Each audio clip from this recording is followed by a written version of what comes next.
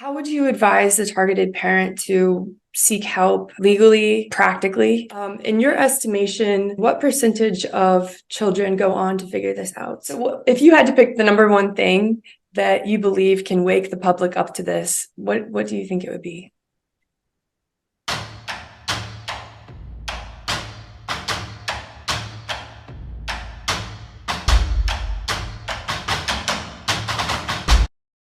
Welcome to the Anti-Alienation Project. I'm Maddie. I talk about all things related to parental alienation. I was an alienated child for 20 years from my dad. I figured everything out last year, and since then I've been doing advocacy work basically for these children going through it, as well as adult children who haven't figured it out yet. Today I have a very special guest to introduce you to. His name is Dr. William Bernet. Dr. Bernet is one of the leading specialists on parental alienation in not only the United States, but also worldwide. Dr. Bernet is a professor and a researcher at Vanderbilt University School of Medicine, but he has also testified as an expert in forensic psychiatry 300 times in 24 states. He is the founder and the first president of the Parental Alienation Study Group, which is an international non-for-profit corporation with 800 members. I'm so fond of him and his research. In fact, it was Dr. Bernet that devised the 5-factor model for understanding and identifying parental alienation. His research is 100% spot on to my own experience, so I know that he really gets it. He has also been really involved in trying to get parental alienation into the DSM. In 2008, he recommended that the DSM include parental alienation disorder. Dr. Bernet has really dedicated his life's work to fighting parental alienation, and I am so honored to be able to air this episode for you today. So hi, Dr. Bernet, and welcome to the Anti-Alienation Project. I'm honored to have the opportunity to interview you today. As a formerly alienated child myself, I appreciate your work from a personal point of view. Figuring out the truth is devastating and traumatic, but to know that there are experts out there and people out there fighting to protect kids that are going through it just like I was means a lot to me, and I really appreciate it. So I just want to start with saying thank you. Great, Madison. I'm glad to be here. Thank you.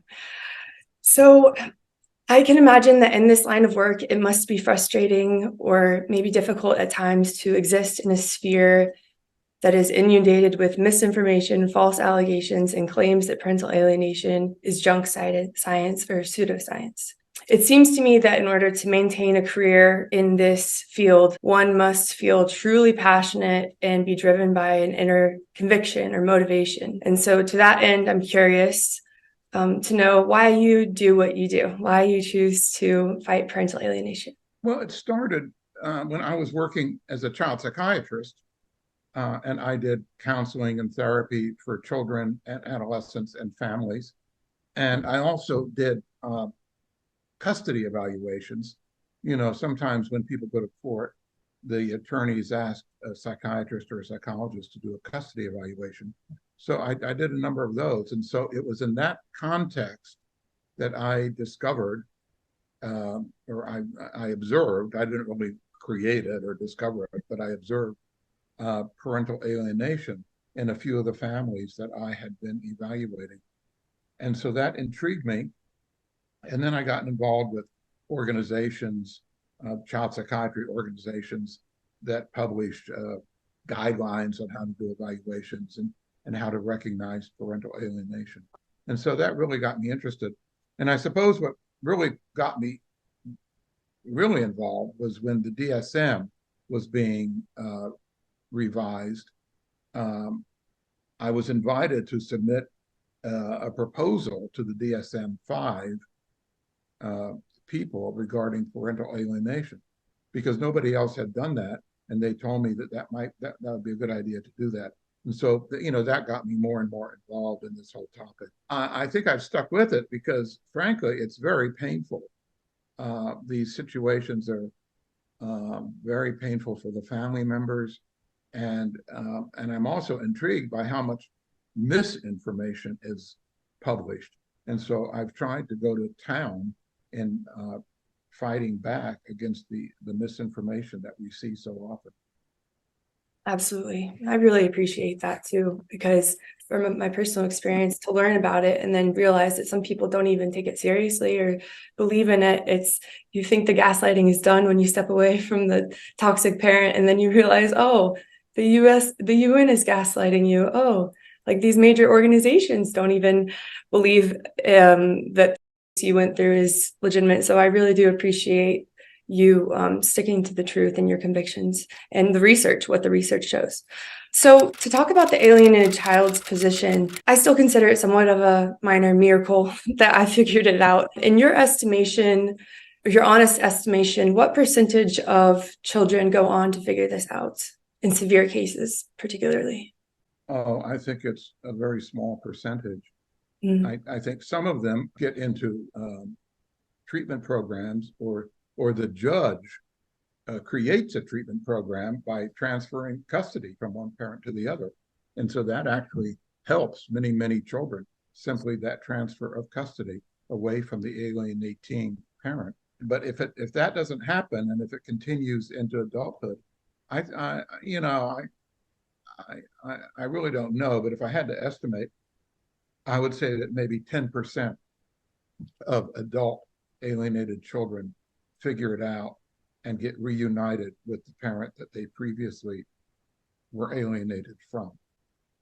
It does happen occasionally, like sometimes it's called spontaneously. Sometimes it happens spontaneously, like if the alienated child, for instance, gets involved in a relationship, a partner, and the partner says, "Hey, well, whatever happened to your parents, one parent I met, the other parent doesn't seem to exist," Mm-hmm. and so they start asking questions like that, and so sometimes that really helps the alienated child see what has happened. Absolutely. In your opinion, why do you think that more children, and more adult children specifically, are not figuring this out? Well, if there's something a person has been convinced of for years, 10, 15, 20 years, I mean, it's just part of who they are. Yeah. And it's part of their thinking. And unless something triggers them to think some other way, it's not going to happen. And especially, they've been told things that are untrue, and they have this image of the rejected parent as a really horrible person. So why should they go to the trouble to try to contact that person? So it is understandable that when you're fully brainwashed, you're just stuck with that frame of mind, and you're not going to listen to something else. Yes, I agree. That describes my experience. I know exactly what you're talking about. What would you say are the top three things that need to change in order for children to figure it out? Um, I think that it's important to move away from the home that has been causing the alienation. So that frequently happens naturally. Children grow up, they go away to college, they create a whole new set of contacts and friends. They get involved with a significant other person. I think sometimes they hear about it like in some sort of speech or lecture, perhaps even a class in college. They might be taking some sort of family therapy class or something like that, or psychology class, and it might dawn on them. And that happens in other kinds of situations too. For instance, children who were abused, children who were sexually abused, sometimes they go to college and they learn that about what happened to them, and it dawns on them that they had been sexually abused. So I think that happens with alienation also. Um, I think that something else that's really important is education. And I think what you're doing is really, really important, because you're aggressively getting the word out to hundreds or even thousands of people in really a short period of time. And I think that word is going to percolate around, and kids will see it, and they'll start asking about their own situation. Um, I'm sure there are other things that would be nice to change or improve, and one of them is the court system. I think there are some aspects of the court system that promote alienation, because our courts are adversarial. And so when you go to court, one parent A complains about parent B, and parent B complains about parent A. And so sometimes that aggravates or makes stronger the alienation that's present. For all the people in my position trying to recover after figuring out the truth, what do we, the adult children, need to know in order to most effectively heal and maybe even achieve post-traumatic growth? Well, I would conceptualize healing as two big steps. The first step is finding and talking to the parent who's been rejected all this time. Mm-hmm. And that's a big step. You know, the person would be afraid to do that, or, you know, why go to the trouble to do that? And obviously the parent herself or himself would be cautious about hearing from that child. You know, what does that mean? Mm-hmm. So, and you've been through that. And so I'm sure that you can give advice to both children, adult children, and parents, that it's a wonderful thing to see that happen. I think when it does happen, both sides need to sort of pace themselves and not sort of jump into sort of making everything go away in a day. I think you have to have conversations and discussions, and you have to think about the future. You shouldn't get hung up about what may have happened in the past, and so on. So that's one step. There's the other step, which I think is important also. I don't think it happens so much, is being able to have a healthy relationship with the parent A, the parent who was the alienating parent. I guess that would be nice to do if the end result were that the person has a nice, comfortable relationship with both mom and dad. But I know that doesn't usually happen, because usually if the child finds the parent B, the alienated parent, and goes and forms some kind of relationship with that parent, parent A is usually rejecting. Parent A says, well, I don't want to have anything to do with you. If you're going to go hang out with parent B, or if you're going to go hang out with your dad, I don't want to have anything more to do with you. So don't bother calling me up anymore. So I think that to achieve that second step, I mean, everybody would have to take a big breath and really have some growth. Both parents would need to have some growth in the child.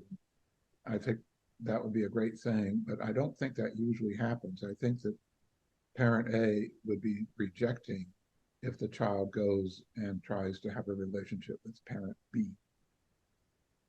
That's so interesting. I was reading your research, and I remember hearing that in your research too, that the amount of children that are rejected by their alienating parent, or that the alienating parent tries to sabotage their new connection with their targeted parent. Have you seen alienated adults who figure it out and decide to end the relationship with their alienating parent?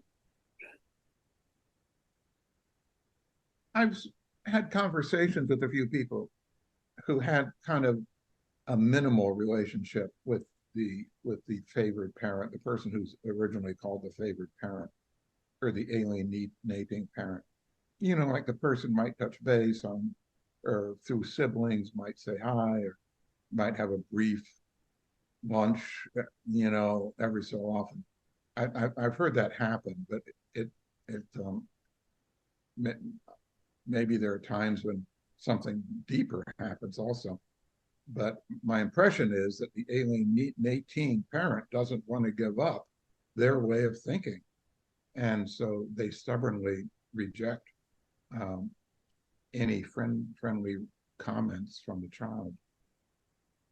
Speaking about the alienating parent, what causes a person to do this? You know, you can put it in different terms. Think on the most superficial level, the alienating parent is really angry, perhaps because of the circumstances of their divorce from the other parent, that whatever happened made them really angry. And so this anger they take out through the child by saying, I'm not going to let you have a relationship with our child and so it's a way to express anger. But that's kind of a superficial explanation. I think on the deeper level, there's a lot of research that, especially alienating parents who might be classified as severely alienating parents, have a real disordered way of thinking. They have unrealistic and a way of thinking about their lives and their children and other people. And the way of thinking is that they are very important and they're the most important person who can possibly raise this child, and anybody else is not important, including the other parent. And it's a very self-centered, or I guess you might say narcissistic way of thinking. And people with personality disorders where they think that way are just totally convinced. In other words, they're convinced that their worldview is the correct worldview. And sometimes that might have come out of their own childhood. Mm. Suppose something happened in their own childhood that might have been traumatic, or a loss of a parent, or a pathological relationship with a parent. So in their own childhood, they develop these feelings where you can't trust other people, and anybody that you do relate to goes through these stages. There's the splitting that happens, that other people, some days you say they're the most wonderful person in the world, and 2 days later they're horrible. People who have certain personality disorders tend to do that. So I think in some cases, the alienating activities are derived from that person's own past experiences and their own childhood. But in others, I think it's just a way of being really, really angry and vengeful at the other parent.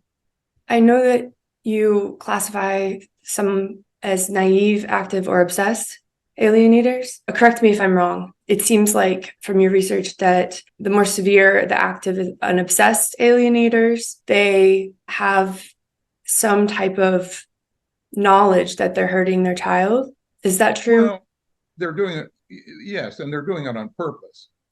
In other words, the naive alienator might do a few things accidentally or occasionally. They're not just totally determined to sabotage the child's relationship. But then the obsessed person is just determined to ruin the child's relationship with that other parent. And so sometimes those are people with a really severe personality disorder who might have developed that from their own childhood and are convinced that they have to take care of this child because they feel destined to take care of the child. Or sometimes it's a different kind of mental disorder. Sometimes it's a delusion that the alienating parent might have false beliefs or delusions about the rejected parent. And so they convey those delusions to the child. I think that's a different mental process. I think most people would consider the delusions to be more severe because in those cases, the person is really, really convinced of having a false belief. But in any case, the severe alienators, both categories, are going to be very difficult to have an intervention. Okay. I can relate to that. Mine was severe and obsessed. It's funny that you mentioned the delusions because that was my next question, whether or not sometimes they believe the lies they're telling the child. And if they do, my question is, do you ever see any guilt for any of the damage they've done? I think sometimes they come around. Even people with delusions occasionally settle down and they can think back and they understand that what they believed was a false belief. And sometimes psychiatric treatment can help them do that.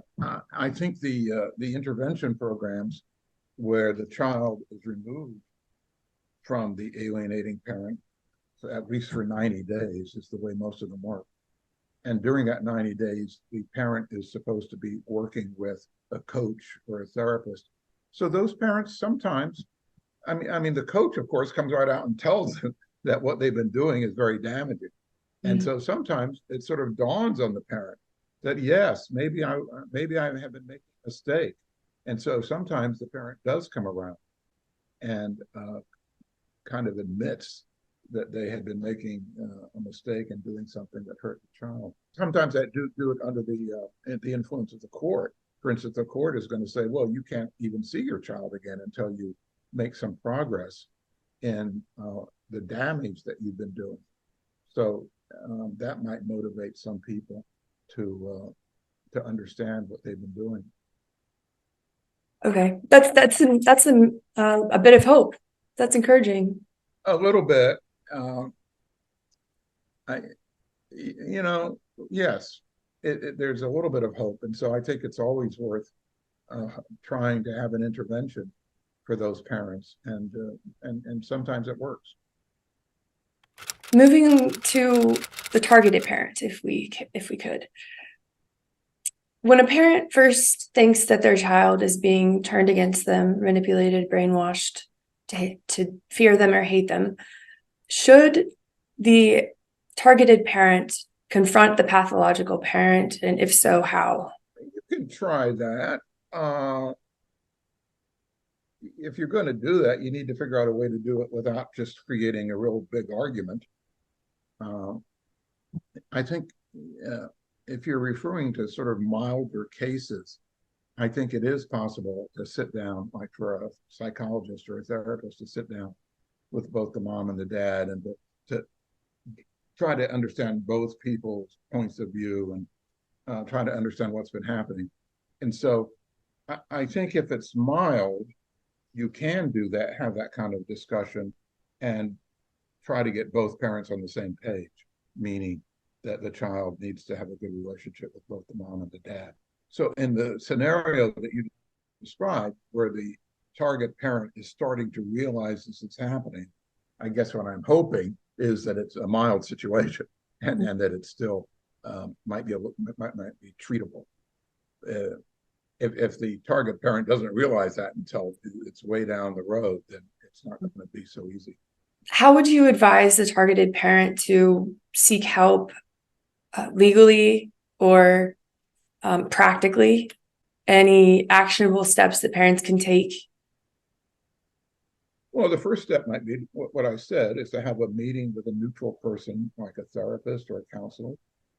I guess a higher level step might be to find an attorney who seems to understand what's going on.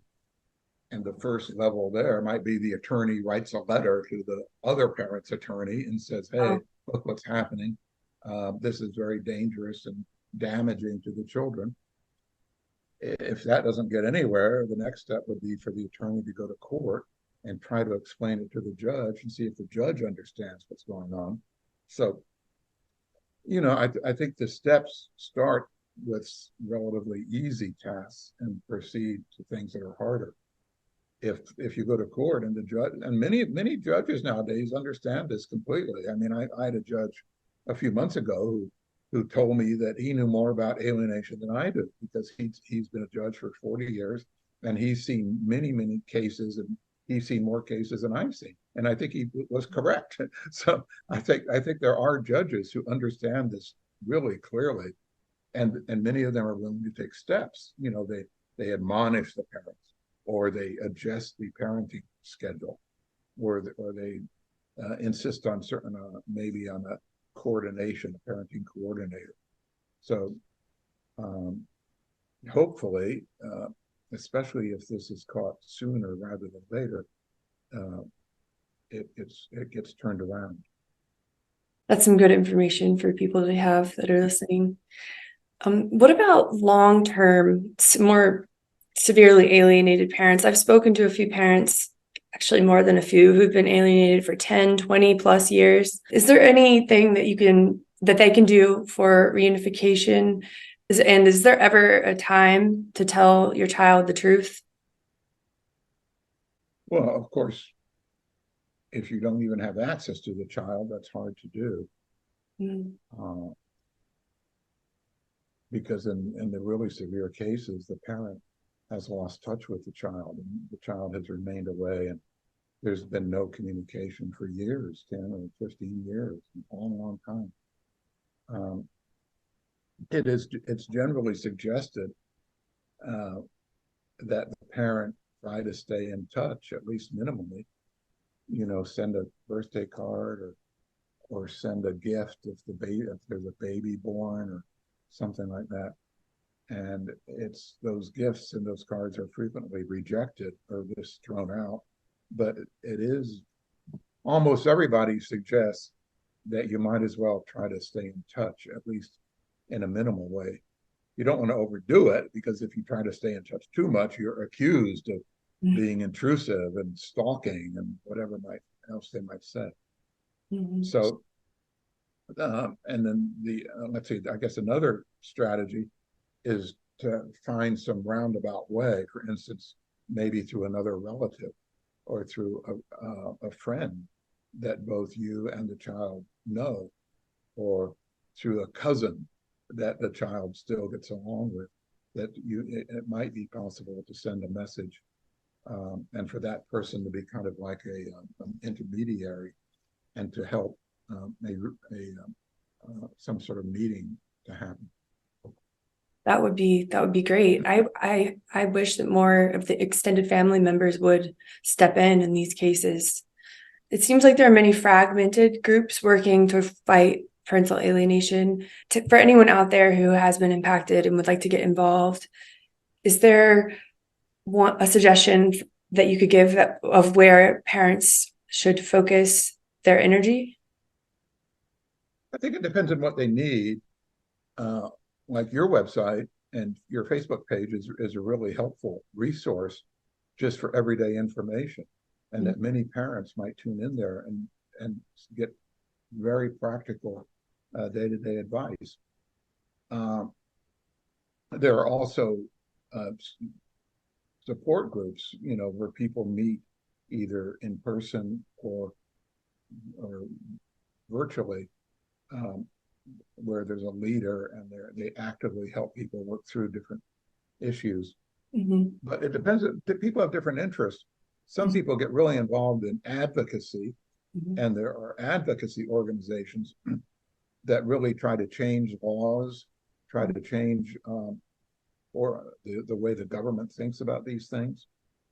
The organization that I am the president of, which is called PASG, or Parental Alienation Study Group, we're not a support.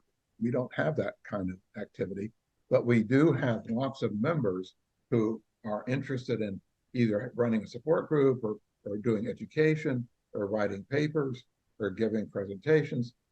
And so that's another way that a parent can help out. That just in our organization, about half the members are parents or grandparents, and the other half are psychologists and psychiatrists and attorneys and a few judges. So it's about half parents and half professionals. So, and we have meetings, and we try to get people in touch with each other so that they can collaborate in projects. So that's another thing. Some people want to do that. To even do that, you kind of have to get past the initial shock of your situation. And so I think alienated parents are at different stages that they go through. And so that might affect what kind of organization they might want to hook up with. Sure. And I'll make sure to leave the link to your organization in the description if parents are interested in learning more or. Yeah, if they're interested, they should just go to the website, and then there's a button that says contact us. And if you want to join PASG, or if you want more information, you just hit contact us and say what you want. That's great. I'm really glad that you have created that, because it seems to be like the biggest, most inclusive organization that I've seen. It's kind of seems like it's the umbrella for a lot of people. Talking about just the system, if you had to pick the number one thing that you believe can wake the public up to this, what do you think it would be? Of course, what we've tried to do for years is education of the public and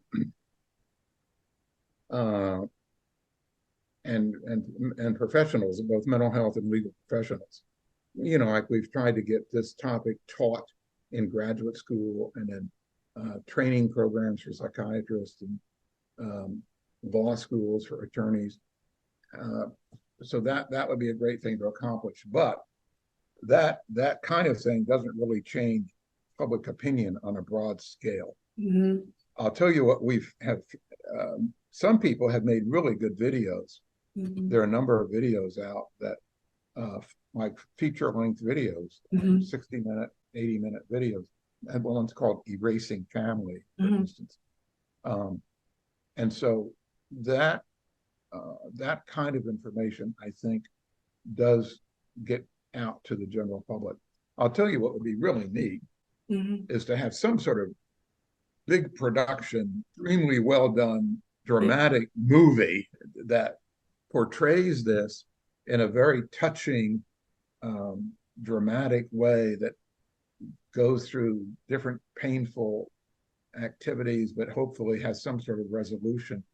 It might not necessarily be a happy ending, but it has some kind of resolution at the end that makes people feel hopeful. Mm-hmm. That would be neat. And there's been discussion. I mean, we've had discussions of we've tried to get funding, for instance, of somebody who wanted to donate several $1 million to make that kind of movie. If any of your listeners happen to be interested in that kind of project, let me know. But that would actually that's sort of like Schindler's List type movie. Mm-hmm. Schindler's List is about a part of history that was very ugly and the Holocaust, but here's a movie that was about that whole part of history, and it was obviously very, very successful. So I think it'd be neat. That would really break the ice, and for many, many people. Well, of course, I think there are many other things. I think what you're doing is fantastic because you're stirring up talk and discussion, especially among these adult children who need somebody to talk to. And the video, so there's lots of things happening. But if you want something really blockbuster, I think we need a Schindler's List type movie. I've been saying the same thing. Are there currently any state or federal laws that prohibit parental alienation? And do you think that parental alienation specifically needs to be a crime? Well, just to make the terminology straight, we use parental alienation for the end result that happens in the child. Mm-hmm. And so the thing that would be a crime would be alienating behaviors. Okay. In other words, causing parental alienation in a child might be considered some kind of crime. But there already are, I think almost every state has rules about this. Like every state has rules about custody, child custody, and what to do if the parents cannot agree on child custody. And the rule states something to the effect, parents are not allowed to interfere with the child's relationship with the other parent. I think that's a law in almost every state, but it's not implemented. If you have that, if the parent is doing that to you and you go to the local police station and say, hey, they're breaking this law. Parents are not allowed to interfere with my relationship with my child. The police will say, oh, well, we can't do anything about that. So some of that is already in place, but it simply is not acted upon. There are people who, though, are pushing on that. There are people who are trying to educate parents to go and find out what that law is in their jurisdiction, and to take that law the next time they have a problem to the local police station and talk not just to the policeman on duty, but to talk to the person who's in charge of that police force and say, hey, this is the law. Are we going to enforce it? So some of that already exists. I'm not sure how much the federal government can do because things like this are typically left up to the states as, things like family law type issues. I think the federal government could provide funding for educating therapists and attorneys and judges regarding this. They might be able to do that. So that would be good. I should know the answer to this, but is custodial interference a is that a crime, or would that be something that's handled in family court or a criminal court? Well, I think it is a misdemeanor in many states to interfere with the child relationship with the other parent, but nobody implements it. That's what I was saying. Right. I think it exists. So it does, I think it does show up in family court, where judges take that into consideration. Perhaps that should happen more than it does. Okay. I know it's so tricky because the child believes it's their own decision. First of all, is there anything that you would like to add? What are maybe 2 or 3 takeaways that you would like people to really to know by the end of this conversation? People really need to do their homework. If anybody who's watching this needs to study up on this topic, there are many, many articles, there are books, there are a couple hundred books about this topic. About half of them written by professionals and about half of them written by parents or children. We have the whole list of books on our website.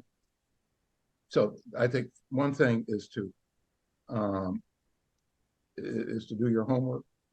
Secondly, I think to have people that you can count on, because it's a very difficult place to be a rejected parent.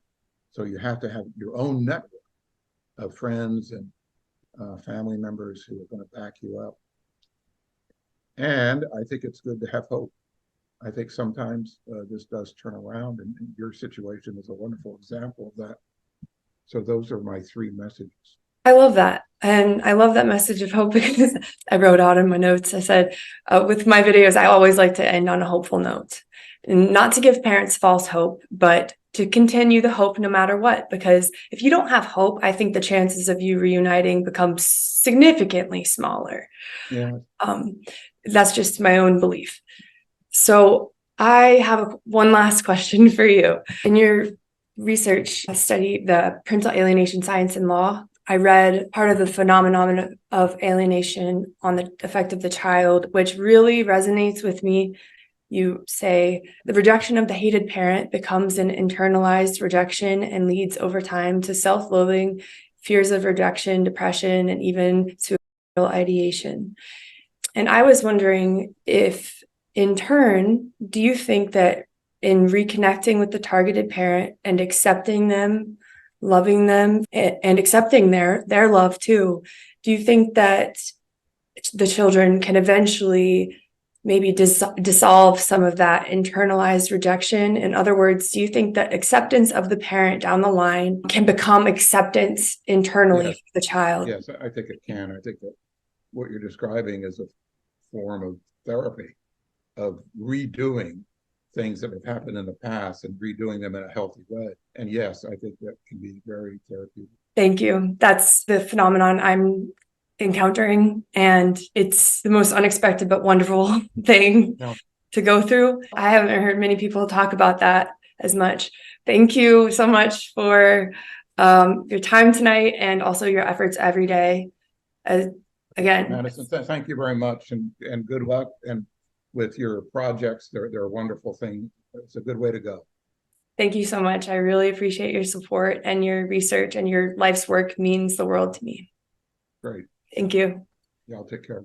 Bye. That's the end of this episode. Thank you, everybody who was listening to not only this episode, but also other videos on my channel. At the end of the day, you can do whatever you want with your time. So the fact that you spent the time watching my videos, it means so much that you take the time to listen. If you enjoyed this episode, please consider subscribing to my channel, sharing the episode with someone who you think could benefit from it, and supporting Dr. Burnet's nonprofit, the Parental Alienation Study Group. The link for that is in the description. It is my hope that this episode has been helpful for you in some way. As always, thank you for tuning in. I appreciate your time. I'll see you next time. Bye.